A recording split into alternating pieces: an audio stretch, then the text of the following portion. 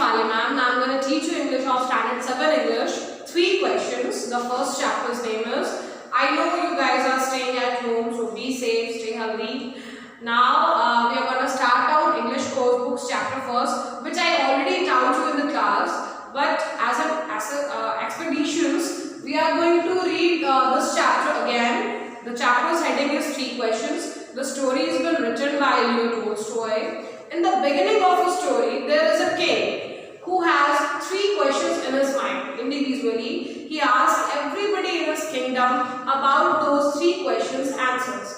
एक राजा होते हैं, उनके दिमाग में 3 प्रश्न होते हैं. वो 3 प्रश्नों के जवाब खोजने के लिए अपने राज्य के सभी मंत्रियों, अपने सलाहकारों, पुरोहितों, राजपुरोहितों, अपनी जनता, अपनी प्रजा, सबसे वो सवाल करते हैं. लेकिन किन्हीं के पास से भी उन्हें उन सवालों के जवाब नहीं मिल पाते, या फिर मिलते भी हैं तो राजा उन सवालों के जवाब से संतुष्ट नहीं हो पाते. तो फिर कोई गुणी जन उन्हें ये सलाह देते हैं कि आपके गांव के निकट एक कुटिया में एक कोई साधु रहते हैं जो बहुत ही बुद्धिमान है. राजन, अगर आप उनके पास जाएंगे तो हो सकता है आपके उन 3 सवालों के जवाब वो साधु आपको जरूर देंगे. राजा ने सोचा कि अगर मैं किसी साधु से मिलने जा रहा हूँ तो मुझे अपनी वेशभूषा, पहनावा बहुत ही सिंपल और सादा रखना होगा, वरना साधु मुझ जैसे राजा को देखकर पहले तो मुझसे बात नहीं करेंगे और हो सकता है मेरे सवालों के जवाब भी ना दें. राजा अपनी वेशभूषा बदल के एक आम नागरिक बन के दोनों हाथ जोड़ के जंगल के बीचों बीच घोड़े के पश्चात पहुंचते हैं. आधे रास्ते में वो अपने बॉडीगार्ड को बोलते हैं कि मेरा घोड़ा और तुम दोनों इसकी रखवाली करना, मैं आगे का जो रास्ता है वो पैदल तय करूंगा. राजा पैदल साधु की कुटिया तक पहुंचते हैं. जैसे ही वो साधु की कुटिया के पास पहुंचते हैं, साधु उस समय मिट्टी में एक गड्ढा खोद रहे होते हैं. तो राजा जाते ही साथ तीनों सवाल करते हैं कि किसी काम को करने का सही समय क्या होता है, कौन सा सही काम है और उस काम को करने के लिए सही व्यक्ति कौन होना चाहिए.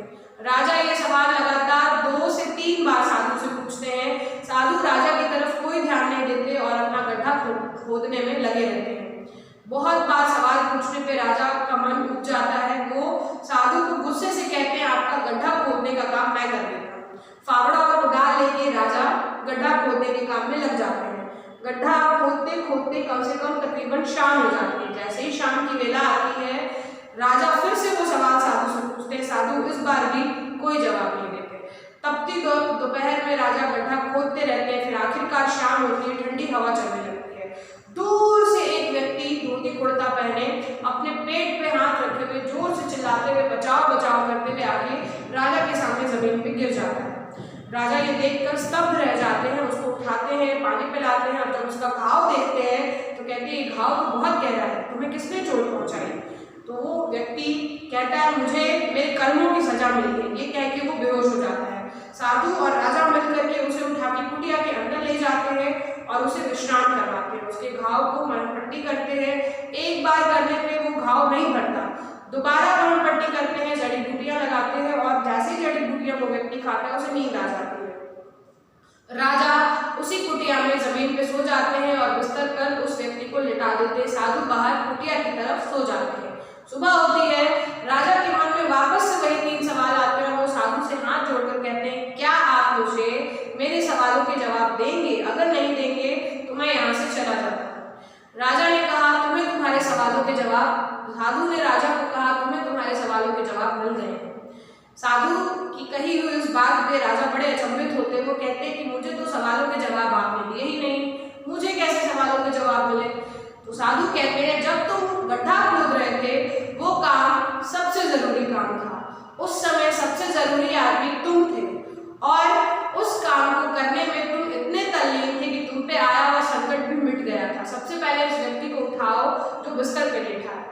राजा ने उस व्यक्ति को उठाया, उसे भोजन पानी दिया. उस व्यक्ति ने कहा मैं आपका जन्मों पुराना दुश्मन हूँ. आपने मेरे भाई की जमीन हड़प ली थी और हड़पने के बाद आपने उसे फांसी की सजा दी थी. उसने गलती की थी तो मैं उसका भाई हूँ. मैंने ये तपस्या करी थी, ये मन में प्रण लिया था, प्रतिज्ञा की थी कि मैं आपसे अपने भाई की मौत का बदला लूंगा. और यही सोचकर मुझे पता चला कि आप अकेले वन में साधु से मिलने आ रहे हैं तो मैं अपना खंजर लेकर रास्ते में आपका इंतजार कर रहा था कि इतने में किसी जंगली जानवर ने मेरे पे हमला कर दिया और आपके द्वारपाल ने उसी खंजर मेरे पेट में बोल दिया जब उसे पता चला कि मैं आपकी हत्या करने आया हूँ। तो मुझे मेरे कर्मों का सजा मिल गई है और आप सचमुच में बहुत ही बड़े दयालु व्यक्ति हैं, तो अब मुझे आपसे कोई बदला नहीं लेना है। साधु ने कहा, उस समय सबसे जरूरी काम राजा तुम्हारा गड्ढा खोदने का था। सबसे जरूरी इंसान मैं था जिसने तुम्हें तुम्हारे सवालों का जवाब नहीं दिया, और सबसे बड़ी बात वो काम जो तुम कर रहे थे उसमें तुम इतने तल्लीन थे कि आने वाली घड़ी में तुम्हारे साथ क्या होने वाला था वो पल सबसे जरूरी था। तो राजा के इन तीनों प्रश्नों के जवाब मिले, राजा बहुत प्रसन्न हुए। उन्होंने साधु से अपनी क्षमा याचना करी और साधु से आशीर्वाद दिया और वापस अपने गांव चले गए। तो इस प्रकार ये स्टोरी का यहीं पे एंड होता है। Guys, hope you understood the story. On the basis of reading the tracks, I'm going to ask you some of the English word meanings. The first one is, basically the first extract of word meaning is affairs. What does the word affairs mean? It means things, matters or business. Second one, council. It means a group of people chosen to give advice or to make rules. Third and the last one is councillors, which means members of the council. On the basis of reading the track, you have to answer these following questions. Number 1, how did the king and the hermit help the wounded man? Second, who was the bearded man? And the third and the last one is, why was the king advised to go to musicians? Hope you understood the chapter well. Stay healthy, be safe and stay safe at home everybody. Sarvodaya Namaskar and thank you everybody.